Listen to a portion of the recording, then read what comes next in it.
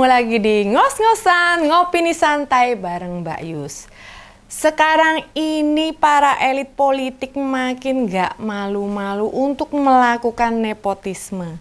Mengajak sanak keluarga termasuk anak untuk muncul di panggung politik. Sebenarnya tentang nepotisme ini sudah semacam jadi penyakit akut di negeri ini. Ya para ngoser. Soalnya dalam kehidupan sosial, hubungan kekerabatan itu mempengaruhi cara kita melihat orang lain. Nah, kebiasaan ini jadi turun-temurun. Kondisi ini makin diperparah pada Pilpres kemarin. Anak presiden ikut kontestasi. Sehingga kata etika itu jadi marak.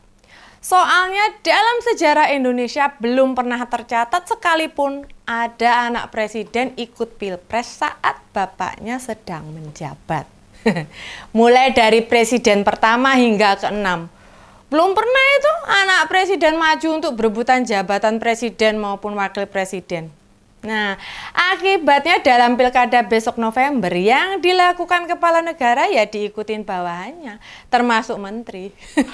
Mbak Yus sih belum mendata.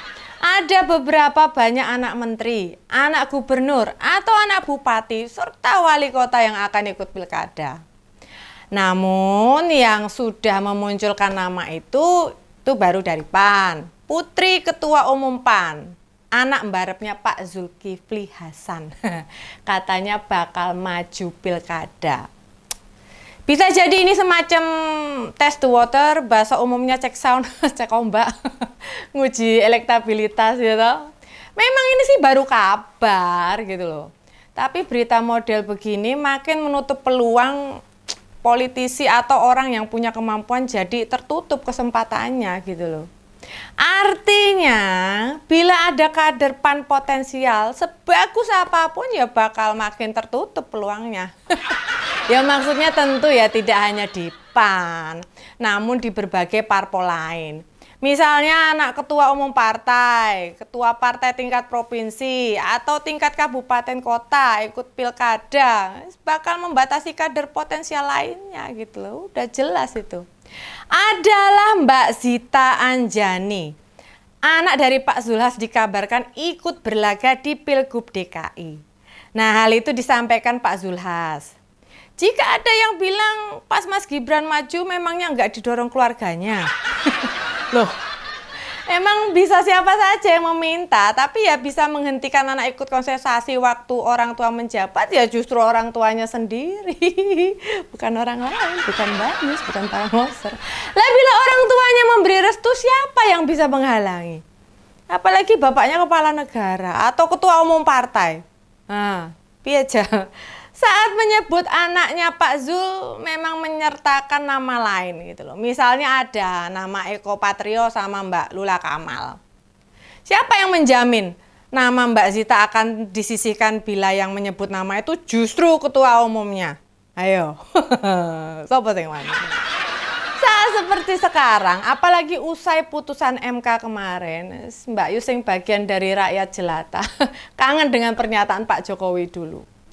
Seingat Mbak Yus dulu itu kepala negara pernah bilang, anak-anak saya itu nggak ada yang tertarik politik gitu. Kalau nggak salah itu saat keluarga presiden diwawancarai Mbak Najwa Shihab. Kayaknya dulu di periode pertama dan wawancara dilakukan dengan keluarga presiden lengkap. Ya. Respon publik waktu itu ya positif sekali. Ini contoh keluarga politisi yang benar.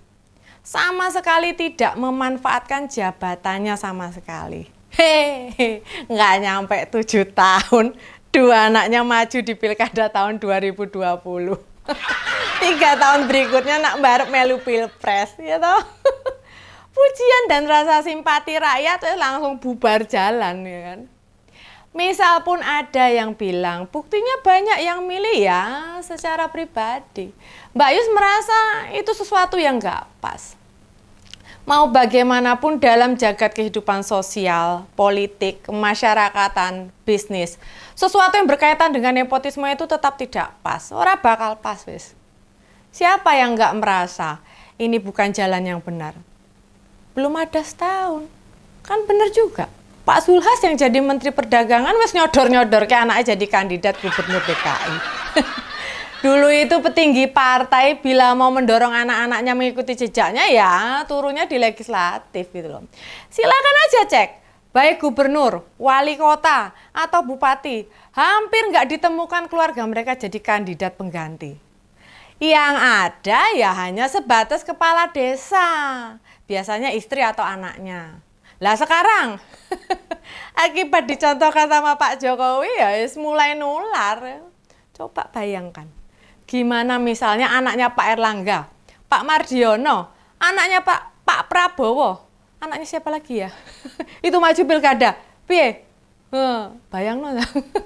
Lah mau kasih contoh anaknya Cak Imin atau Mas Ahaye ya masih belum cukup umur. Nah, anaknya Surya Paloh, anaknya Pak Saiku, anaknya Pak Mardiono, meski ketua umum, mereka kan bukan menteri.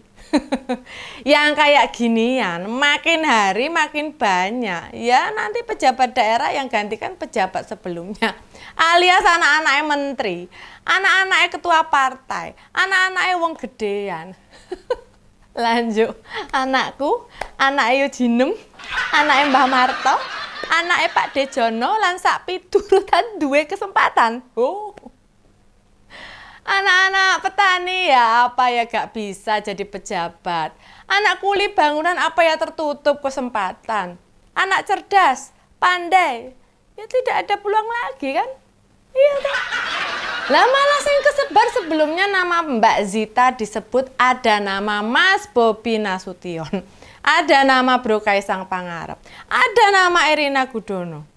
Ketiga nama itu diprediksi juga bakal ikut pilkada di beberapa wilayah.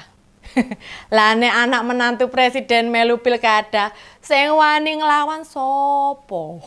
Ayo, pejabat daerah yakin gak bantu? Wes. Lah wong pas pilpres kita semua ngerti gimana nak mbarep presiden disengkuyung para aparat yo ben ra kalah itu. Walau makin lama negara kok dikelola berdasar maunya pejabat, maunya para petinggi-petinggi itu. Kita yo termasuk Mbak Yus barang yo mau dianggap remahan rengginang sisa badan wingi. Remuk. Pertanyaan besar buat presiden serta pejabat di pusat sana. Di mana kemalan? Maksudku di mana rasa malu mereka? Pada pating petakilan ngeraup kabeh jabatan yang tersedia. Pripun niku? Negara ini didirikan bukan untuk memberi tempat penguasa serta keluarga atau kroninya. Negara ini didirikan untuk mensejahterakan rakyatnya. Gitu loh. Nah, kesempatan rakyat buat ngasih pelajaran ya pas coblosan nanti di bilik suara. Disitulah kita punya kuasa, punya power untuk menghukum mereka. Wong ya sayangnya mesti nggak semua. Banyak pemilih yang rela terbeli oleh ratusan ribu rupiah atau beras beberapa kilo, sembako, hijab, atau barang-barang yang diberikan waktu kampanye. Wis kaya ngono kuwi wisan.